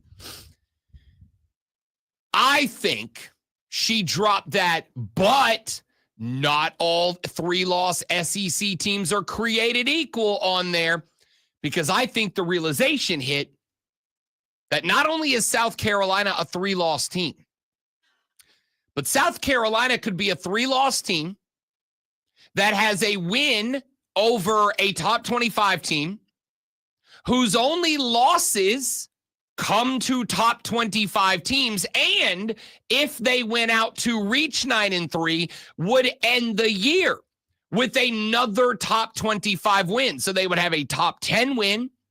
They would have, assuming Clemson upholds their end of the bargain, a top, at that point, probably 18 win. I was going to say two more ranked wins are a possibility because Missouri's. Oh, that's right. Yeah. That's right. So South Carolina would, theoretically, if they win out, and Mizzou obviously can't lose before they play, and Clemson doesn't lose again, that would give South Carolina a loss to, at the time, number 16, at the time, number 12, and at the time, number 7. It would give them wins over, I want to make sure I get all these right, number 10, Texas A&M, number 23, Mizzou, and number, right now, 20, Clemson. But if this matters, because Clemson does not lose between here and there, probably I would say number 16, number 15, somewhere in that range. By the way, and they lost to Alabama by 2 points. And they lost to LSU by 1 score. By 3. Yeah. Yeah. So, I mean. The only bad loss they have is getting blown out by Ole Miss. And by the way, Ole Miss going to be a top 10 team by the end of this weekend, right? So the point here is, if Heather Dinich is going to tell me Georgia could get in with 3 losses, not with any like crazy trickeration, right? Not, oh, well, if there's a 9-team tie in the SEC and this goes that way and that goes this way and yada, yada, yada, then why not South Carolina? Because the brand matters, dude. This is what I've been drumming on about since last year. The brand matters as much as the results on the field. This is what has been in my craw since last year. As far as I'm concerned, the selection committee put up a friggin' billboard that says your brand matters as much as your performance on the football field. End of discussion. And Heather, as far as I am concerned, confirmed that yesterday when she said, don't sleep on a 3-loss Georgia team getting in. And my response to that would be, if a 3-loss Georgia team gets in, and let's just for the funsies, let's take a look at Georgia. Georgia has a loss to number 4. Georgia has a loss to number 16. And if Georgia drops again this weekend to Tennessee, that would be to number 7. South Carolina and Georgia, when it all comes down to it, would have, as far as I'm concerned, the same quality of losses. 16-12-7 to 4-16-7. Georgia, you could argue, is a little bit better. Georgia's wins come over number 14, ranked wins, come over number 14 Clemson and over number 1 Texas. So they have the better wins with 14-1, but South Carolina has one more top 25 win. Georgia has 1 ranked team remaining. That's number 7 Tennessee. South Carolina has 2 ranked games remaining. That's number 23 and number 20. So if those dubs come down to matter, and this is a team that can get in, South Carolina would have wins over 10, 23, 16, 23, and 20. Georgia would have wins over 14, 1, and 7. So why would Georgia get the nod as a 3-loss team? Why would they get the nod as a 3-loss team? And by the way, somebody said Kentucky was ranked. Not when they played Georgia. Not when they played Georgia. They were not. That was the 3rd week. Georgia beat them. And by the way, Georgia beat them by a point, 13-12.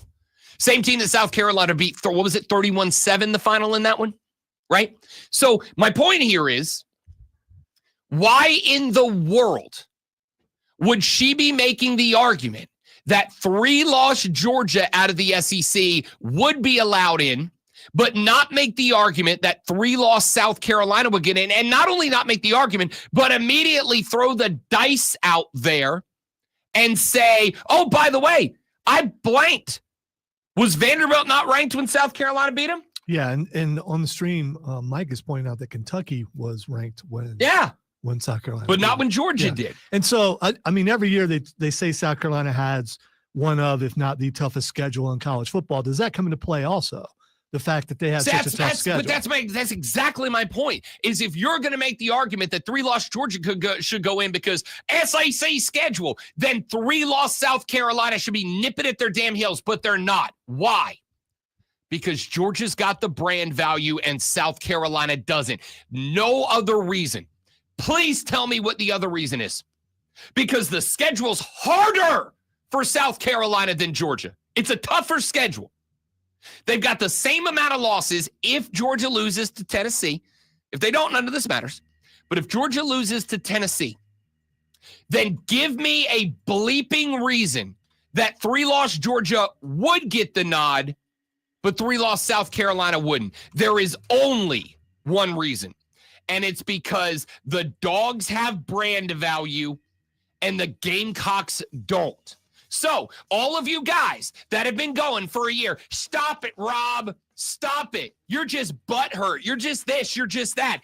South Carolina fans, it's biting you square in the ass right now.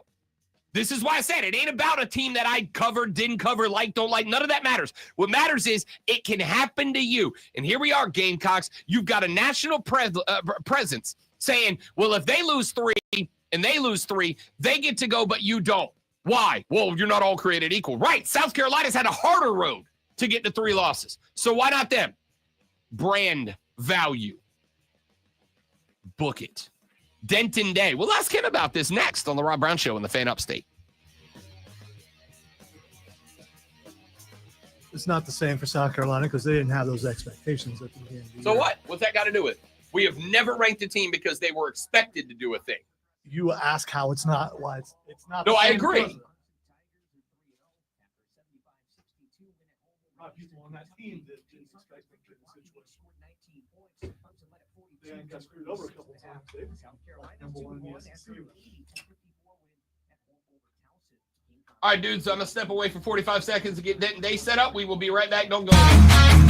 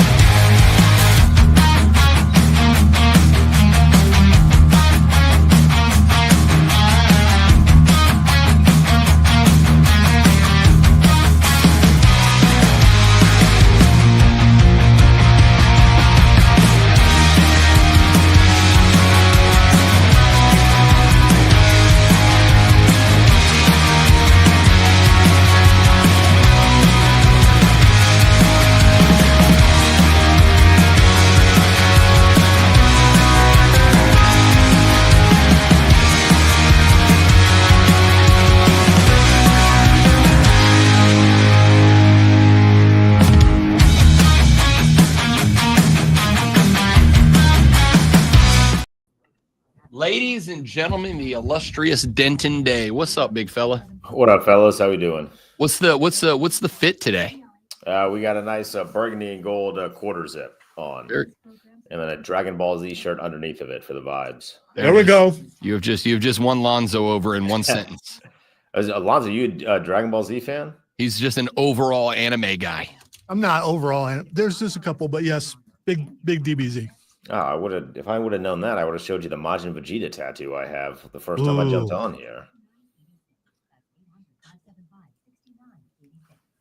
I'm trying to debate whether I want to go to the theater to see the English dubs of Dragon Ball Daima. Yeah, I was thinking about that too. I might drag my fiance out there. It's fun going to those things to see all the people with T-shirts that you don't have and trying to figure out how the heck did they get those. Last couple of movies I've seen stuff is like, dude, where? And the people who get it, they're not going to tell you where they got them from. No, they keep a secret. By using discount code Phil. I'm glad you guys have that commercial too. I hear it all the time. Oh, God.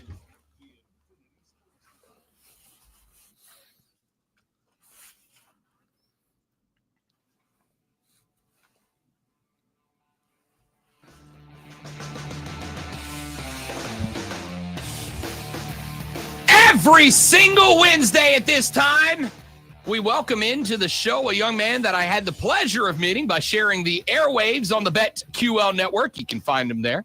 I've had the pleasure of doing some other pods and interviews with him. He is also the host of College Football Overtime on Sirius XM and a host on 106.7 The Fan. He is the illustrious Denton Day joining us here on the show. What's up, big dog? What up, fellas? How we doing? Everybody enjoy the rankings last night?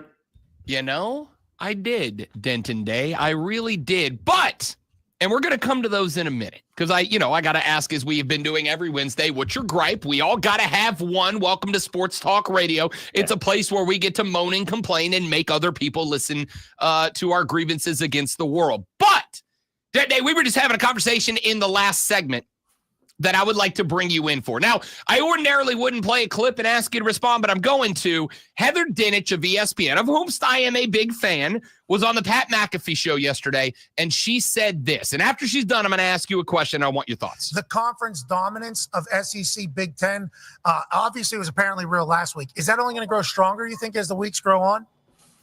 I think it is, even as you continue to see these teams with 2 losses. And as much as people keep throwing out the word elimination games every week, I would really hesitate to eliminate a 3-loss SEC team. And that includes if Georgia loses to Tennessee. Yes, I just said that. And here's why.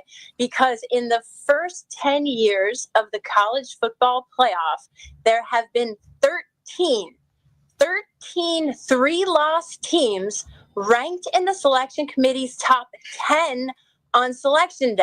So this has happened before. And if history repeats itself, then you could potentially see a 3-loss SEC team in, but they're not all created equal. Let me make that clear. Amen. All 3-loss SEC teams are not created equal. All right, let me give you my thoughts on this, Denton Day. As far as I'm concerned, this proves to me that the College Football Playoff Selection Committee, or at least ESPN, who's a major motivating factor of it, takes brand power into consideration. Because if you're telling me that a 3-loss Georgia team can get in, there is no reason that a 3-loss South Carolina team that has a more difficult schedule objectively would not be allowed in. The only difference I have is Georgia's a national brand and South Carolina's not. Am I wrong somewhere? No, I don't think so. I definitely think they take into consideration brand, and I would argue that in certain instances they should take into consideration brand. Although I would point out there are a couple flaws in what Heather said, and I'm like you, Rob. I love Heather Dinch. We've had her on our show a couple of times. She's the best. But the biggest thing, so she said that there's been 3-loss teams that are ranked in the top 12 in previous years, and while that is correct, that is factual, you have to take into consideration that now you are ranking those differently. I'm not saying that the College Football Playoff Committee gives up after you get to 4, but they kind of do to an extent. There's really no rhyme or reason, no pain in the difference of a 13 and an 11 in that instance, because it doesn't really matter. Maybe it adjusts the New Year's 6 bowl games, but let's be honest, teams don't really care about bowl games that much anymore. So I think when you're taking into consideration that you're now ranking for the playoff, you do look at certain teams a little differently. I would also argue, and maybe I would defend Heather in this, in that she made these comments before we found out that Nico Y is not going to play. Because if Georgia loses to a Tennessee team without Nico Y, they're not getting in. They only have one really, really quality win, and that's Texas. You might be able to argue the Clemson thing, but the Clemson thing really doesn't look as good now as it would have 2 weeks ago because of how they played recently. There's not enough on their schedule that you can point to and say, despite the fact that this team would have lost 3 games, they are still deserving to get into the college football playoff. Their offense is bad. Carson Beck is not a great quarterback right now. He's turning the ball over on really almost a historic clip for a guy that still has a job as QB1. So there's nothing about Georgia that I've watched in the previous weeks and said, this is definitively a college football playoff team, regardless of what their record says. I could not agree more. I think Carson Beck, I said coming into this year, the list, as far as I'm concerned, if you listed Carson Beck as one of your top 3 quarterbacks to draft next year, you immediately caught the unfollow on Twitter. That's how bad of a take that was for me. There's nothing about this Georgia team. It's a good team, but they don't scare me like they did in years gone by, which is why I circle back around to. And I know the folks, even the folks at the BetQL Network, Cody Decker, my co-host on Saturdays, has gotten frustrated with the fact that I have made the argument for the last year. Bama got in last year because they didn't want to do a college football playoff without an SEC brand. If the exact same situation was reversed and it was Bama that was under, but there's no chance they get left out where Florida State did. And this to me is just more evidence of that. If she is genuinely out there as a mouthpiece with influence, saying a 3-loss team should get, if Georgia's a 3-loss team, they would get in. And I agree. Credit for her making this statement before Nico Y. But even if Nico did play, if Georgia loses to Tennessee, I have zero reason they would have any justification to go in before a 3-loss South Carolina team. And I got zero reason that either one of those teams should go in, period. I mean, you might be able to argue that a 3-loss South Carolina team could get in.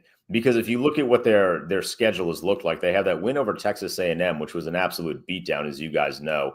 And then they would have a win against Missouri and Clemson, potentially. So if South Carolina runs the rest of the gauntlet, they would need help, certainly, but Georgia losing helps them. I think we learned a lot by the committee placing Georgia at 12. That, to me, is saying the Tennessee game is an elimination game because you're already on the outside looking in with 2 losses. If you lose another one, you're only going to fall further down the rankings. Now, there's still a lot of football left to be played. Obviously, we don't know what's going to happen when Indiana eventually loses a game, if they eventually lose a game. So there's still a lot of questions that are left unanswered. But I think that a South Carolina team with 3 losses, assuming they run the rest of their schedule here, I think there might be a better argument for them than Georgia, which is nuts, but I think it's accurate. I completely agree. All right, what the question we have to ask on a Wednesday morning? What's your biggest gripe? What's your biggest lesson? What's your biggest takeaway from the rankings last night? I don't like that Ole Miss is below Alabama. I would have put Ole Miss above Alabama, although I understand because Alabama blitzed LSU, but I would have put Ole Miss just slightly above Alabama, and I probably would have put both of those teams above Miami. Miami had the benefit of being ranked so high because they were unbeaten, but now that they have a loss, you look at kind of their last 6 games or so and say they were treading defeat on a weekly basis, and their coach is not great. I trust DeBoer and hilariously Lane Kiffin more than I trust Mario Cristobal. So I didn't love that Miami was above those 2 teams, but I probably would have put Ole Miss slightly above Alabama. And by Miami, of course, you mean Cam Ward and those other guys that are down there with him. Yeah, I mean, he didn't have a whole lot of help. He didn't play great against Georgia Tech. He didn't have a whole lot of help, but it really was. I thought that was more of a Mario Cristobal game than anything. And we know he's going to have one every single year. It's hilarious that the last 2 years have been against the same opponent. And the opponent, I mean, Georgia Tech's better this year than they were last year. But, like, that's not a game that you should be losing if you are Miami, especially if you're Cam Ward wanting to get a Heisman Trophy nod. Like, you have to win that football game. So I'm a little surprised that they are ranked as highly as they are. I would not have had Miami at 9. I would have had them at least at 10.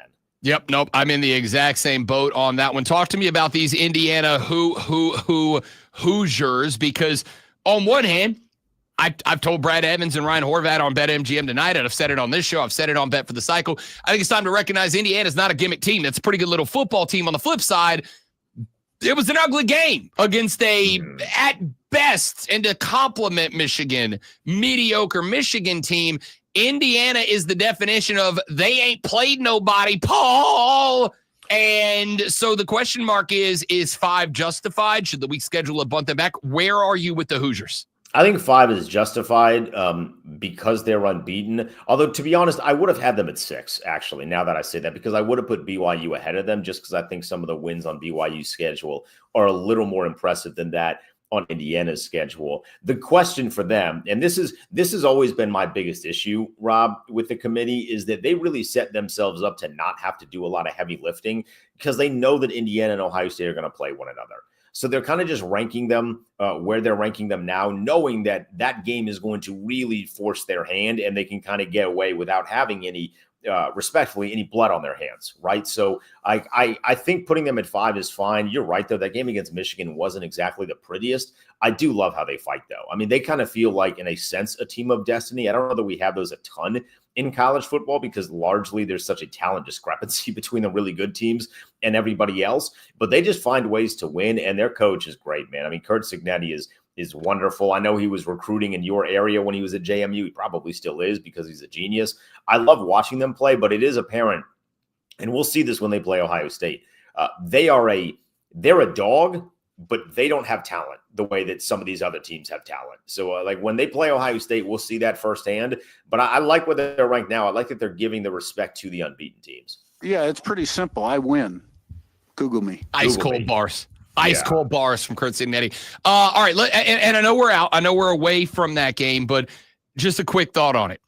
Indiana is, again, I say they're the illustration of they ain't played nobody, Paul, but they do carry a team that is ranked inside the top 7 in just about every damn defensive category against the rush, which we know is what the Buckeyes do. It's what they want to do. I don't want the game on the arm of Will Howard if it is at all avoidable. Are there dogs enough on the Hoosier defensive line to take away the Buckeye run game and at least threaten an upset? Yeah, I definitely think so. Threatening an upset's a really good way of putting that because I do think they are a threat to Ohio State. I can't imagine. I haven't looked. I would imagine that line is going to be like 8.5 for Ohio State. So it will be a pretty substantial line for a game that's going to be between 2 top 5 teams, certainly. But I do think there's a realistic opportunity because you're right. Will Howard is a good quarterback. He's not a great quarterback, and he's prone to making mistakes. There's a reason that he's playing at Ohio State and not Kansas State. And that's not because Ohio State loved him so much that they wanted him. It's because he was going to lose his job at Kansas State. They were going to go in a different direction, and then Ohio State lost Kyle McCord, and they're looking around saying, we don't know who we're going to play at quarterback. And they went and they got Will Howard, and he's had some good moments. He's had some not so good moments. Indiana's a team that's not going to make a lot of mistakes. I think that's probably their biggest calling card right now. So if you end up making mistakes, they're going to take advantage of those mistakes. So I definitely think there's a threat to upset Ohio State. I, however, though, would not be putting my money on them upsetting Ohio State. All right, I know we talked about them just a couple of minutes ago. Real quick, one question for the two teams we cover, and we'll start with South Carolina. Man, it feels to me like 9-3 is on the table. Missouri was the most, I've been telling you all year, Missouri's the most overrated team in the Southeastern Conference. That's a winnable game. You got Wofford in the middle, and then you got to go to Clemson. But that's where Louisville went down and didn't just beat Clemson, but beat Clemson. I think Shane Beamer's got 9-3 on the table, and if he gets there, the critics of Shane have got to shut up at that point. Yeah, I mean, that'd be a 6-game winning streak to close the season. And you'd be doing everything in your power to put yourself in the conversation for getting into the college football playoff. You probably miss out at 9-3, but you're at least knocking on the door, which, I mean, would you have ever imagined that in the month of October when you're sitting there 3-3, back-to-back losses to Ole Miss and Bama? Like, you're probably not. So, I think it's funny that Heather Dinich has been getting picked apart for this 3-loss team. Like, Eli Drinkowitz didn't say the same thing this week because he's trying to fight for his guys, knowing that nobody really respects Missouri this year the way that we did last year. If they beat Mizzou and they beat Clemson, obviously going to beat Wofford. Like, they're not tripping on Wofford. But if they beat those two teams, that's multiple ranked wins on the season and to close the season. And then you look at some of the other games, with the exception of Ole Miss. They played Bama really hard. They played LSU really hard. I think not only are you shutting up the Beamer critics, he's likely getting an extension for going 9-3 in the SEC. And then depending what happens elsewhere around the country, you might be able to squeeze into that 12 or 11 spot in the college football playoff. The SEC is so crazy this year, Robin. You know this. The SEC is so crazy because there's really not a dominant team, which means they're playing like the Big 12 normally plays, where they just kind of cannibalize each other because everyone's on the same playing field. I think that leaves the door open for South Carolina to do something really crazy. All right, 45-second answer. The Clemson Tigers, they lose to Louisville at home. We talked about that one a second ago. They turn around, they go up to Blacksburg. It was a day game, which was the best possible thing for Clemson. They got Pitt this weekend. Season is on the line. There's a chance for a backdoor at large. There is a chance with some help to sneak into the ACC title game. What's this game feel like to you this weekend? It is season on the line. You have to win this game. They need to win the ACC championship to get in. I don't think there's a scenario where they get that backdoor at large unless what hits the fan the final few weeks of the season. So they need to win out, and they need to get themselves the ACC championship game. Denton Day joins us every Wednesday to talk college football. We may even try to talk him into the NFL and the NBA the rest of the year after football's over. He is the host of College Football Overtime on Sirius XM and on 106.7 The Fan. My man, great as always to have you, big dog. Thanks for coming by. Fellas, appreciate it. Go Cox. Always our pleasure. Denton Day is on the Cody Decker bandwagon. You love to hear it. You know what else you love to hear? Lonzo reading a sports flash. Boom, nailed that one. Yes, you did. You may exit the room now. Thank you. Way to go, you. Second college football playoff rankings have dropped, and Oregon once again holds the number 1 seed, followed by Ohio State, Texas, and Penn State in the top 4. The rest of the top 12 includes Indiana, BYU, Tennessee, Notre Dame, Miami, Alabama, Ole Miss, and Georgia, Boise State, SMU, and Texas A&M are just outside the top 12, while Colorado is at 17, and Clemson and South Carolina stacked at 20 and 21. Despite a 35-point night from LaMelo Ball, the Hornets got stung by the Magic last night, 114-89, dropping their season record to 4-7. We are 3 days away from boxing history as the knockout machine, Iron Mike Tyson, takes on the most punchable face in boxing, Jake Paul.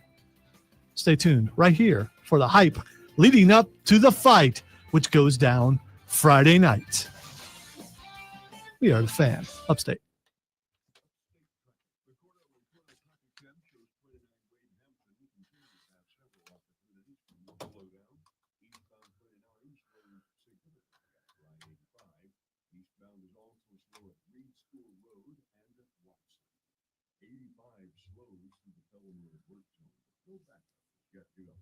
From the News Talk 98.9 WORD Traffic Center, I'm Bill Brooks on the Fan, Upstate. Did you wake up with joint pain? Does it hurt when you do even the most? Can't get it out of my head.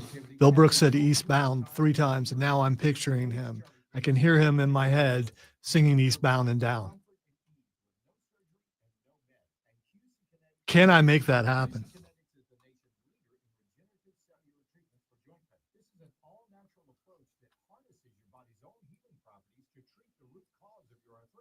Everybody's talking about this now. It's so cutting edge. The protocols developed by QC Kinetics are life-changing for so many people. Tens of thousands of satisfied patients with more every day. Yes, you can have real lasting relief from chronic joint pain without drugs, without... I know if you're on stream, you can't hear Bill Brooks, but you're missing out because he's amazing. The consultation is absolutely free. Call 864-448-3772 in Greenville and in Nashville. 864-448-3772. That's 864-448-3772. QC Kinetics. Semper Fi. We'll discuss as we take a bite out of history with the Eagles markets. In 1775, and the Continental Congress had just created the Continental Navy. As tensions rise with Britain, when the Navy created, landing forces needed to be next. The Marines. The resolution to create the Marines was written by John Adams, at the time a member of the Continental Congress. History books say that John Adams chose a Philadelphia tavern and brewery named Tun Tavern for the first recruitment center. Some historians disagree and say it was instead Conestoga Wagon, another Philadelphia tavern. Still, Tun Tavern on November 10th, 1775. So Bill Brooks said eastbound 3 times. And now down? He didn't say down, but I'm hearing it in my head. Of I'm course. hearing him singing in my head. I don't hear eastbound without immediately going, and down, roll it up in tricky. We gonna do what they say it can't I be don't done. know Bill, but I wonder if I send him an I email. thought you knew him. No. Oh. I wonder if I send him an email. Would he be willing to at least do the spoken word version of eastbound and down? You know what? I want you to email him and ask him, would he be willing to I want Bill Brooks reads the playoff rankings every week dramatically. Oh, that would be awesome. Yeah. I know we could get Roger Davis to do it, and they have very similar voices. That's true. Yeah. That's true. Roger would do it. Yes. It would be like the local radio version of Charles Dance reads dramatics. You ever seen those clips? They give Charles Dance, who played Tywin Lannister in Game of Thrones, and a host of other very intimidating characters. And they give him like excerpts from ridiculous books and plays to read, and he reads them the way he portrayed Tywin Lannister, and it's Rebels are very much in the driver's seat for a playoff spot right now. They don't even have to win the conference. Just don't lose again, and they're probably getting an at-large bid. They get the benefit of being in the SEC. They get the benefit of being connected to the brand. You can be a brand like Georgia, and you can be connected to a brand like Ole Miss, like Lane Kiffin. And that